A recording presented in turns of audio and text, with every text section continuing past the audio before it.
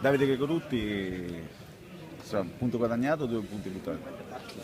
2 punti persi, 2 punti persi perché oggi anche loro sono stati in 10 per più di un'ora, abbiamo iniziato a giocare a calcio, ma oggi era difficile giocare a calcio perché sa, il derby sono tutte partite che si gioca sull'aspetto agonistico, però diciamo episodi ci gira male ultimamente, proprio Ma ci gira magari male.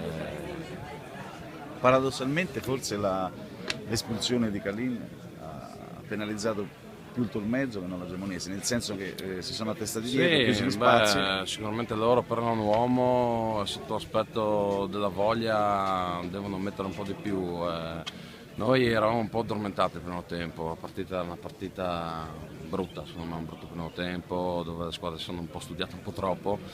Il secondo tempo noi siamo venuti fuori, abbiamo creato, però gli episodi ci girano male, ci girano, la palla non vuole entrare, poi il mio modo di vedere certi episodi non si possono vedere. 2 episodi, ti riferisci ai contatti con Micheli e Cucca? Io non capisco come uno non può dare un rigore così, dopo per amor di Dio, si sbaglia tutti, sbaglio io, sbagliano loro, però sono cose evidenti, ci gira male.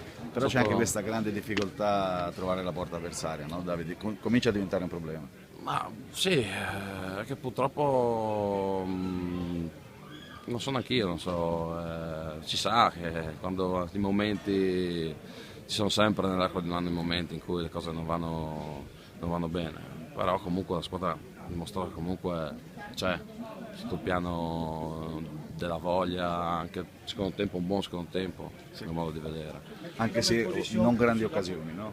A parte il tuo colpo di testa, Un po' di testa, sì, sono giocato un po' così, però andiamo avanti, non molliamo, sappiamo che è un campionato duro e fino alla fine sarà da lottare. E battibecco con Giuliani, roba di campo. Sì, è roba di campo, per amor di Dio, finisce lì, finisce.